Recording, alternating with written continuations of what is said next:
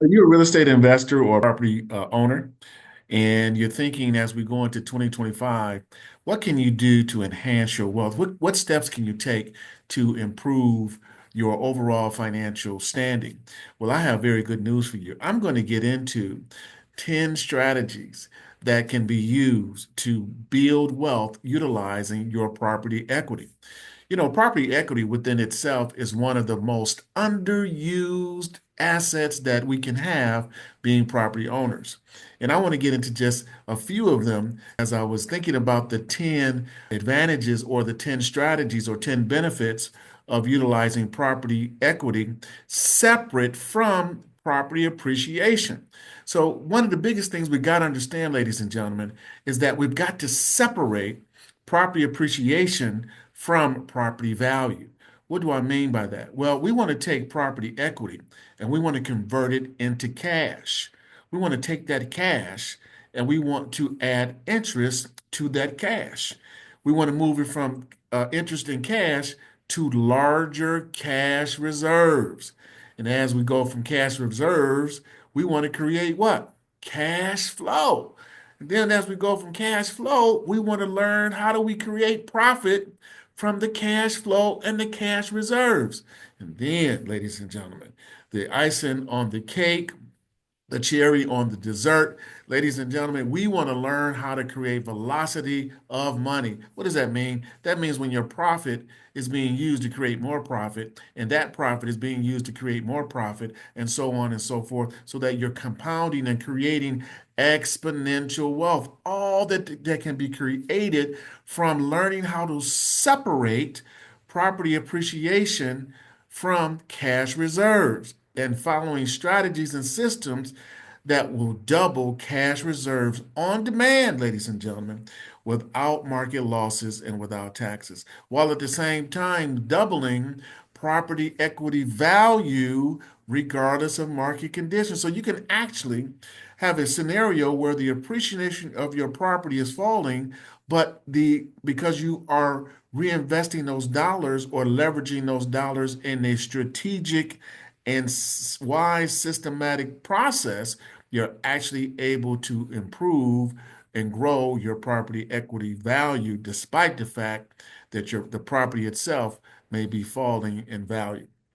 This is a very important strategy as we get into this. Now, I wanted to talk about 10 different ways that they can be done or 10 advantages of doubling property value and cash reserves as we go into 2025. But there are probably 1,000 different applications to this. And in my excitement, I said, okay, I'm going to bring this down from 1,000 to 10. Okay. So one of the very first things we want to do is we want to enhance liquidity. Liquidity is very important because we're going to have economic change. We're going to have things that don't go our way. We're going to have things that come up. Having readily available cash is very important. Secondly, we want to be able to use that cash for other investment opportunities. This is very, very important. When we rely solely on our income, when we rely solely on earning money or solely working for money as a means of building our wealth, that limits our capacity to build wealth. What we want to do is we want to be able to enhance our investment opportunities by creating liquidity and cash reserves. Number three, you want to improve your financial stability. As we go into 2025, again, we don't know what change is going to be occurring, but when we create financial stability by increasing our cash reserves, and those cash reserves are protected from market losses and taxes, that's going to help you create more what? Financial stability. Number four, debt reduction. Wait a minute, Jeff. I thought you just said we're going to be using property equity value. Well, how can I do that without increasing debt? That's true.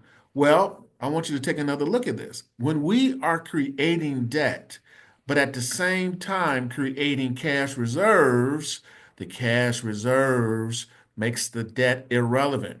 You're going to hear me talk about this again in another one of my classes. The problem is not the debt, ladies and gentlemen. The problem is never about the debt. It is about leveraging debt and positioning debt so that my cash reserves is always increasing and doubling. As a matter of fact, let me throw something in as a bonus as we go into 2025. You want to make sure that you have a date, a predictable date when your cash reserves is going to actually double.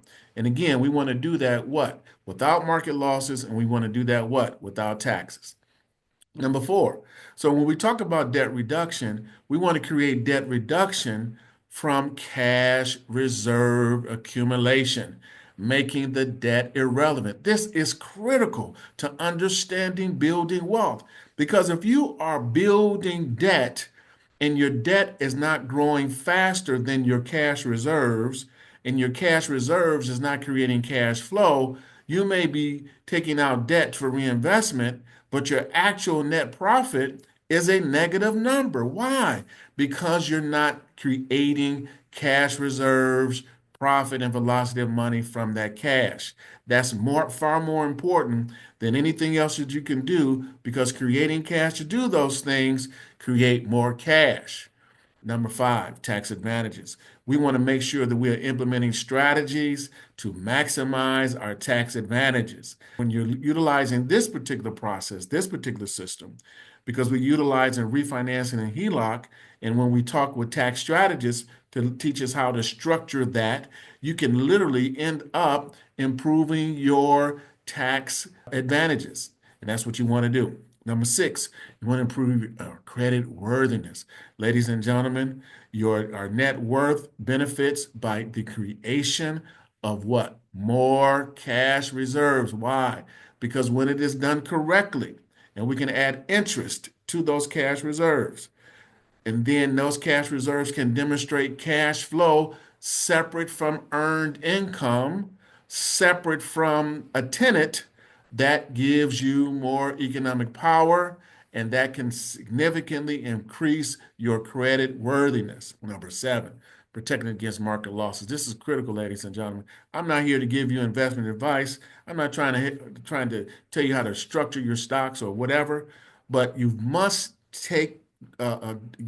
position yourself to grow your money in an environment where you are not subject to market losses, regardless if it's the depreciation of your property or you're losing money in other areas. You want to grow your money in an environment where you are protected from market losses.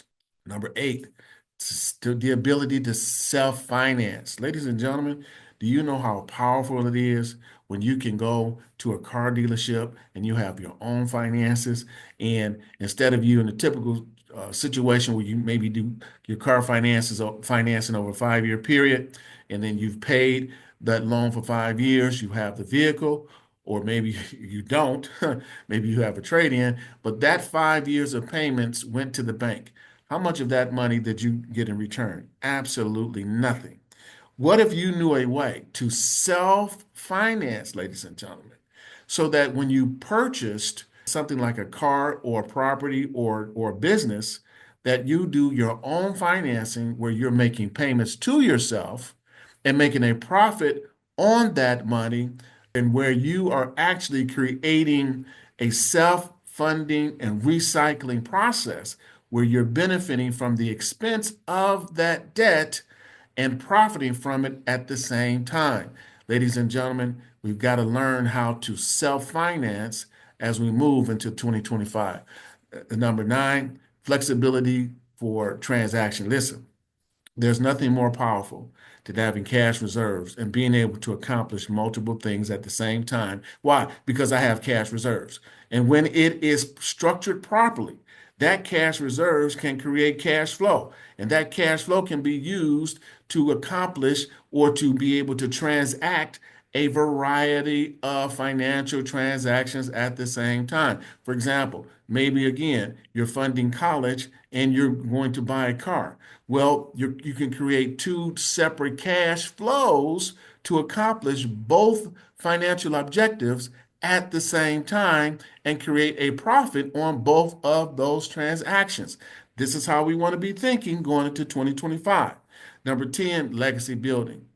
To structure this strategy, to put it into place, so that when you pass on, you can leave instructions on how to manage that money and be able to perpetuate a lifetime legacy that not only goes from your quality of life into the life of your heirs or those whom you're going to be passing on your business.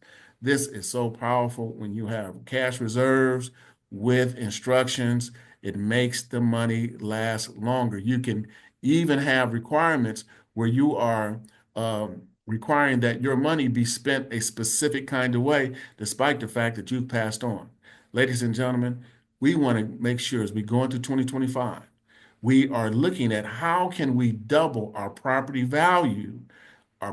equity value separate from property appreciation. How do we separate those two so that we can learn the power of building our wealth the way that the wealthy people do it? Listen, if you like this video, if this is of value to you, let me know. Sharing your comments. If you've got a question, you can put it in there too. And if you would like the free report that's associated with this video, go to the link associated with this video and you'll see it right there as a free download. And I hope that you're enjoying yourself. Listen, if you're looking for a seminar teacher or a coach on this topic, I would love to come and share my story with your group and to teach you the powerful strategies of learning how to double property equity value separate from property appreciation and be able to literally double it in a way where you learn the system and do it on demand. I am so excited for you as we go into 2025. Consider these 10 benefits and as we look at learning how to double our property equity value. I look forward to seeing you soon.